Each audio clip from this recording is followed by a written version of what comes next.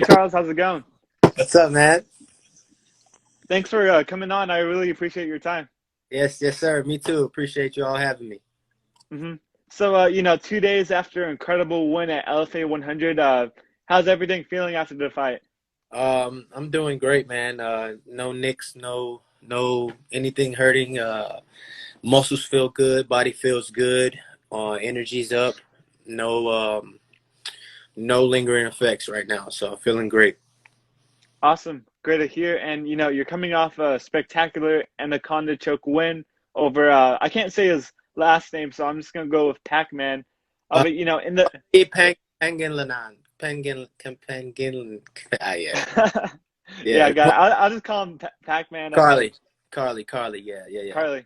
Yep. But anyways, with Carly, like Pac-Man, going into the game, you were the ghost. You were walking him down, um, and you caught him for a lot of good shots. And in the fight, you were kind of talking to him, mid fight. Yeah. Diaz kind of style. What were you saying to him in those exchanges? Well, first off, first and foremost, man, all respect to Carly, man. He was definitely a great professional doing all the right things leading up to the fight and for the fight. He seems like a great young dude. I just told him during the fight, I started talking to him, telling him, you haven't seen anything like this. That's what I was saying. You haven't seen nothing like this. And just getting in my own zone, staying in my zone, getting in my zone, and fighting my fight, you know. So hmm Gotcha. And like with your fighting style too, watching it live, you had your hands down. You were flowy, talking to him mid fight. Uh, what fighter like do you kind of model yourself after? Because it kind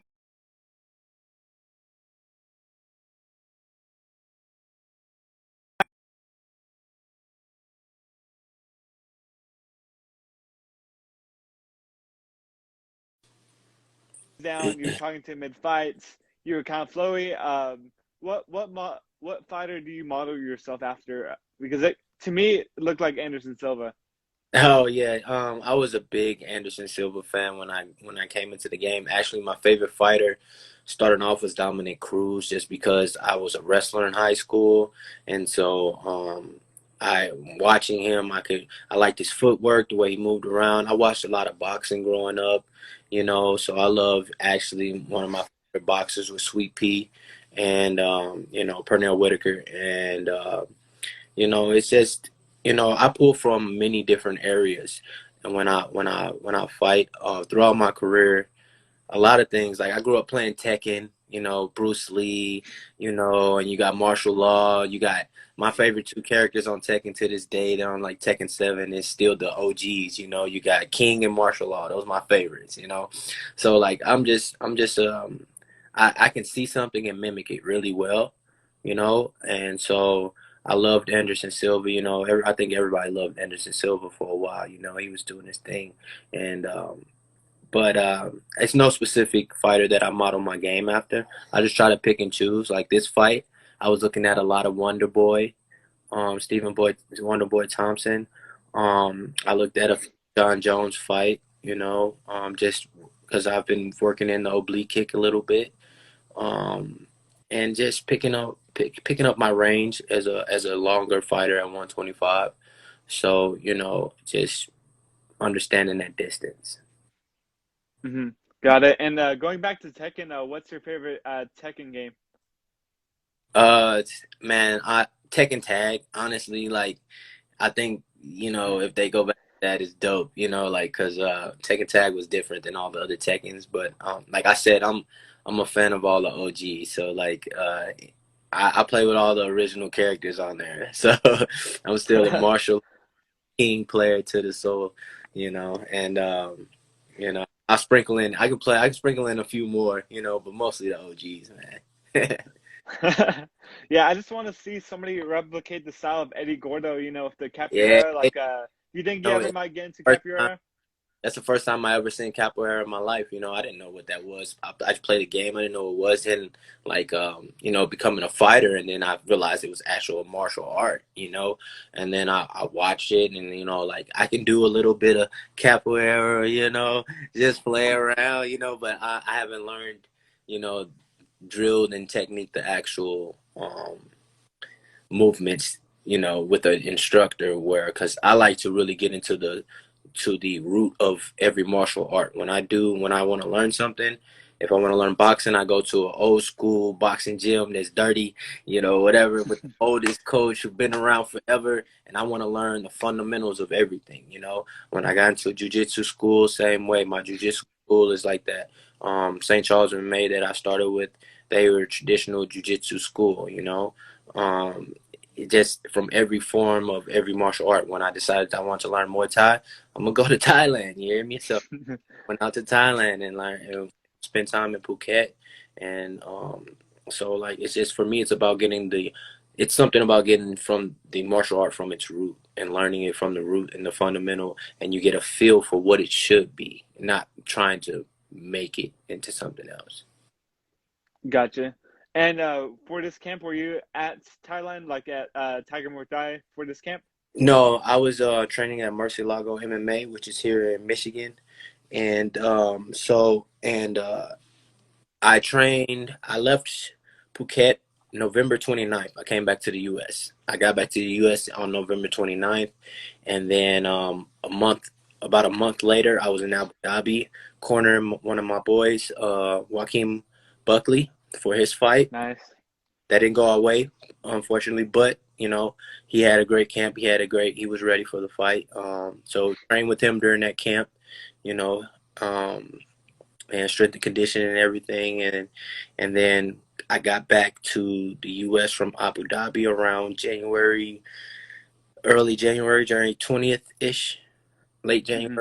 January 20th. And a few days later, I flew out to Michigan, and I was in Michigan from about the 25th until my fight.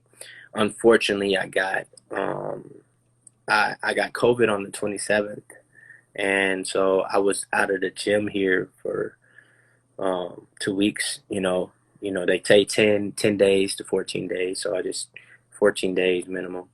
So it was a process, but yeah, I was in top So, till November 29th. so you got COVID January 27th. Is that correct? Yeah, yep. Did you have to let LFA know, or did you just like were you like secret about it? Well, first, I went through the quarantine to see how I was feeling before I said anything to I waited about a week before I said anything to my managers after I got back the positive test, because I know you have 7 to 10 days that they say that you have to at least quarantine, that you Hmm. are able to pass on COVID. So what I did was I just I stayed in the house, self quarantined, and I just gave myself a little time, and then I talked with my management. He's like, all right, we'll see how things go, and then I was feeling great. I never got a fever. I never lost my taste. I never lost my smell.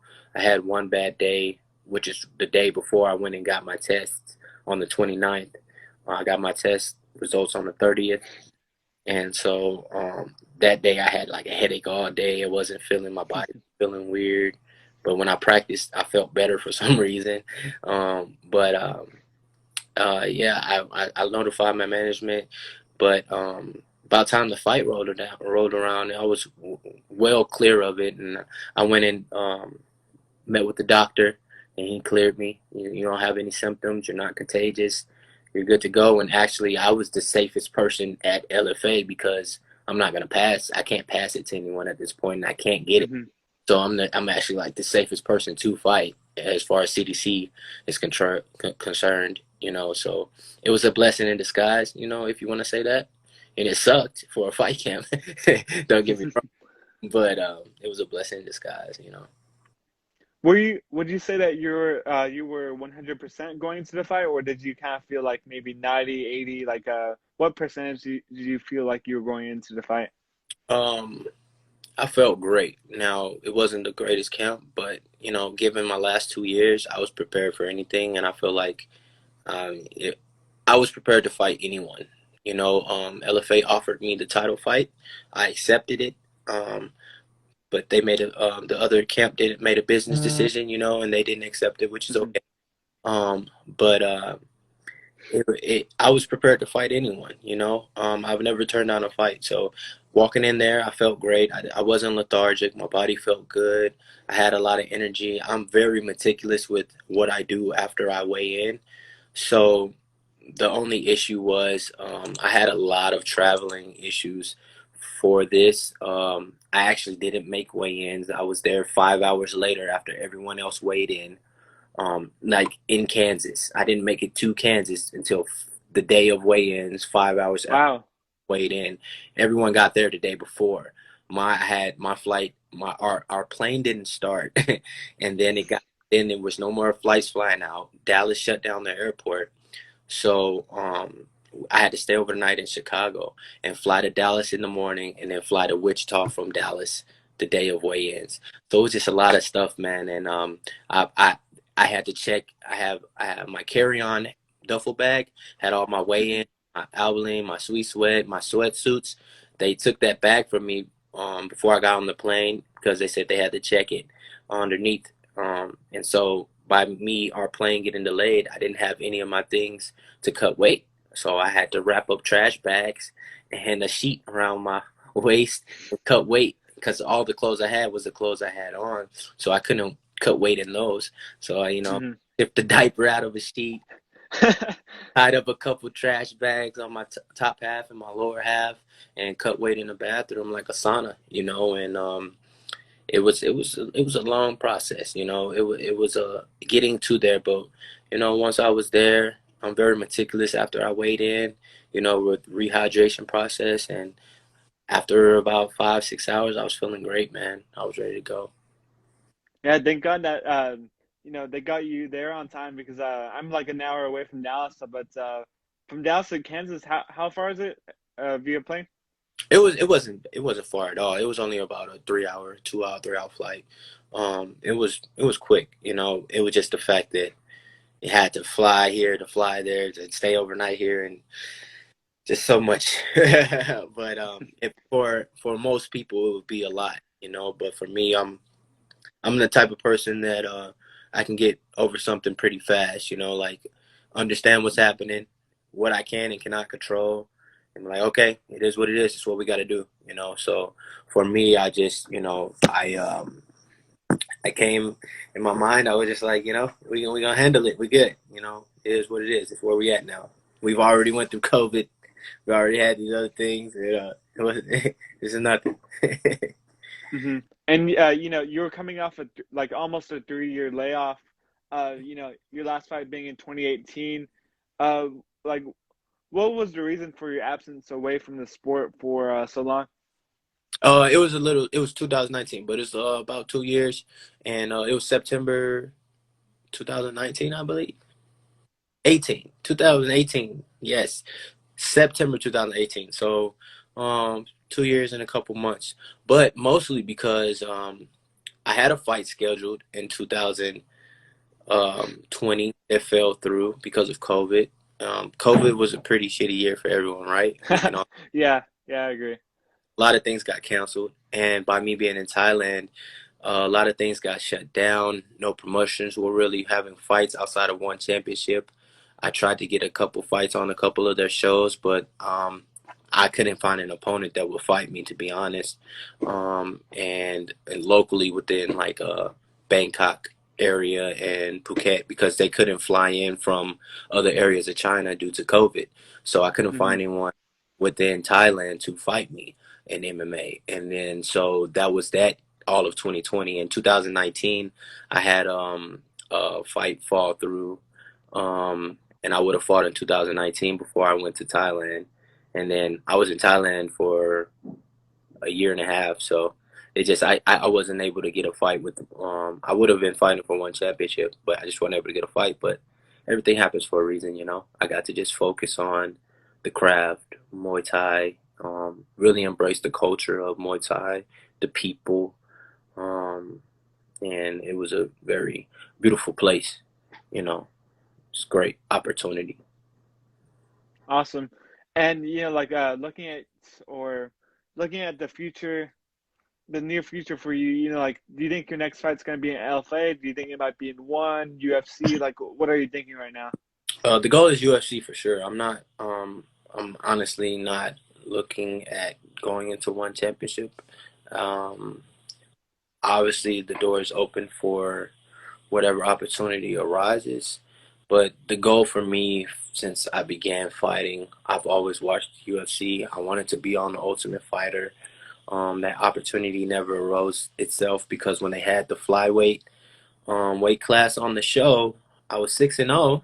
I would have been on the show probably had they allowed tryouts, but they did the whole championship thing, and it was a different fly. It was a different Ultimate Fighter than any other one.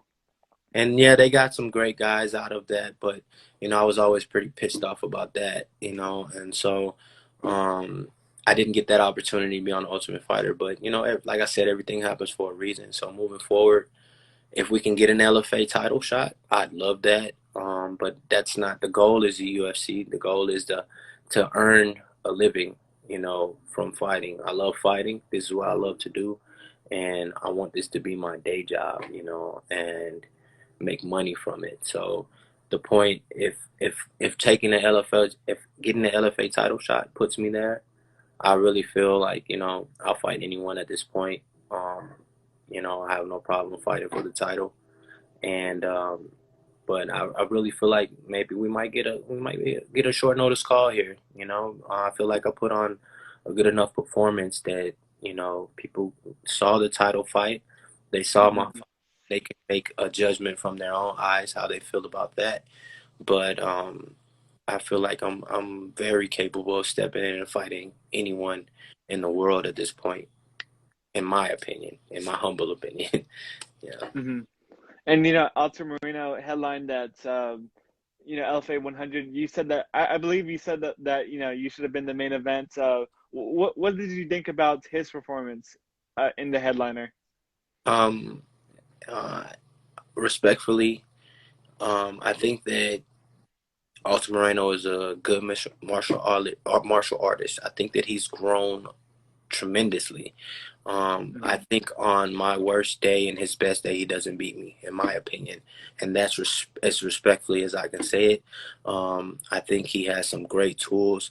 He has some grit about him, and he's a very smart fighter. But he has a lot of bad habits that I will capitalize on, and technically wise, and from a dog wise standpoint wise of just being like in the fight. I feel like I would present some things to him that he would not be able to deal with, in my opinion. Um, but he's a great mixed martial artist, and I respect the hell out of him. His journey has been amazing. He's won 8, 9 in a row or something like that, and there's no one on this earth who can take that from him. So I honestly don't believe that fight will happen. If it does, it happens. If it does happen, it happens. But I don't think that happens. I think they try to get themselves in a position to get an opportunity with the UFC as well. And fighting me doesn't put them closer to that. So, Hmm. Quick shout out to my cousin Jose Hernandez on here. yeah. And going into the next question too, uh, with the LFA. Oh, I'm sorry, not the LFA. The Ultimate Fighter and Contender Series. I asked a lot of prospects whether they like which one they prefer, and a lot of them say Contender Series. So, like, which one do you like end up preferring? Sorry, Contender Series or the Ultimate Fighter? Well, at this point, it doesn't, the most logical thing when you're in my position, when you're 0 to 1 fight away from getting a call, Contender Series makes the most sense because the Ultimate Fighter, you're not fighting for much money. It's a grind, and the wins and losses in the house don't matter. And it's a lot of what it's great for is exposure, right? People get to see you and see what type of person you are, and it's very intimate, so people can find out and learn about the fighter. Where it comes to Contender Series, it's you got a night, and you better be on. And you get in there, you do your thing, and you win, and you put on a show, and you can entertain, which I know I can. You're getting that. You're most likely getting a contract at the end of the night, and you're getting paid. You know, Ultimate Fighter not really getting paid on the show. So they both have their you know, what do you want? You want more social media following? You'll probably get that out of the Ultimate Fighter. But you do the Hmm. right thing on the Contender Series, you're gonna get that too. So like, but what do you want? You want to get the closest step to the UFC will be that a surefire. You go in there and you do what you're supposed to do. That's why I think a lot of fighters go with, yeah, put me on the Contender Series, put me in front of the boss man, let him see me in person. Let me talk to him. Let him feel me. You know, that's something I would love to. Hmm. And like with 2 years with no fight, like what are some like side hustles or like jobs you had to work to make ends meet during that time? Yeah, being well, I was in Thailand, man. So the dollar there, it's like five. It's $5 to a dollar out there almost. You know, so it's not a rough living at all. And for the first year, Thailand, Tiger Muay Thai, actually, I was a sponsored athlete. I earned a sponsorship with them by doing their tryouts. I did the Tiger Muay Thai tryouts in 2019. So when I won a spot on the team, they sponsored me for 1 year, which was they took care of my living and they gave me a food meal card. So I was able to eat there. So I didn't have to worry about working. I didn't have to worry about anything else. I could just focus, which was a huge blessing from that. And then for about when COVID hit, about February 2020, then I had to start figuring some things out, and I depended on family and people back home to help me out because I couldn't get a job in Thailand because I was a foreigner. So, and I wasn't able to get fights. Before that, I was able to get fights and make a little money here and there, not much. But you don't need much in Thailand. The world of Thailand is those people. They don't have much, but they don't need much. They're blessed to live in a place that offers everything, that produces everything that they need. So now that I'm home, though, I've started, t-shirt making t-shirts, and I'm a graphic designer. So put up my website and everything, and just pushing the brand, pushing myself, learning about cryptocurrency, things like that. You know, may start blogging or something soon. Just getting myself out there a little bit more, but for the most part, I haven't started working yet because I've been for a couple months. So I got right into a fight camp. So Gotcha. What's your website called, by the way, so you can let the I don't people know? have it's in building. It's in planning. So it's not up yet. But Gotcha. levity, it'll be levity I'll make apparel. sure to shout it out. Yes, sir. Yes, sir. And last question for you, like you have the nickname of Energy, but it's kind of spelled differently. What's the story behind that nickname? So when I was in college, man, I came up with the moniker of three P's, which was prayer, positivity, and perseverance. I put it on my wall in my dorm room, and that speaks for itself. Prayer, positivity, and perseverance. You need those to get through. That get you through almost anything. And I start saying ambition and Nike socks because I wore Nike socks my whole life, running. And ambition is a word, that I felt represented me. So it was ambition and Nike socks. When I decided to go pro as a fighter, I was like, everybody got these names that represent them. Some people more cliche, some people fun, like my boy, Harry Bush, but Dakota Bush, but it's just you got Luis Bob, Violent Bob Ross. Love that nickname. That's my boy too. We got our blue belts together. You got people. Khalil Roundtree is the war horse.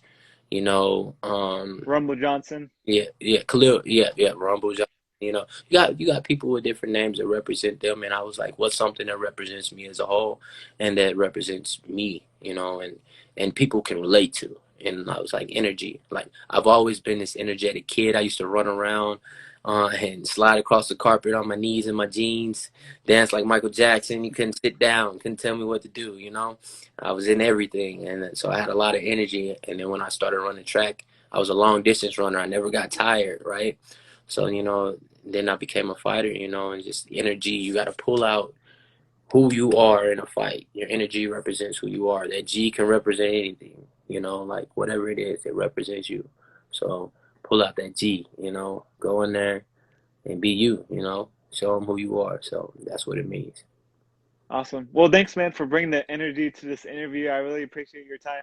Yes, sir. It's a blessing. I just want to thank you for your time, man. And we looking out, man. We got a lot of things ahead, and it's gonna be a good year, I believe. 2020 was rough for everyone, so everybody just got to stay positive. You know, stay positive. Lean on the people that's in your corner, your loved ones, and check in on them, and make sure that don't forget that we're people first. You know, and you're not going through things alone. Everybody's going through stuff. So the more people you talk to and have a conversation, and it'll get better. You know, just got to stay positive, keep pushing through, and find out what your why is, and keep pursuing that. Amen, brother. Do you want to drop your social media tags where people could find you? Yeah. Follow me on Instagram at Energy MMA, INNERG_MMA, and MMA. And then Twitter's the same, INNERG MMA. And yeah, it's Facebook, Charles Energy M Johnson. All right. Awesome. Sounds good. And last shout out to Jose Hernandez, bro. Thanks for watching. Thanks, guys. Yes, sir. Thanks, Charles. Appreciate you. Later, man.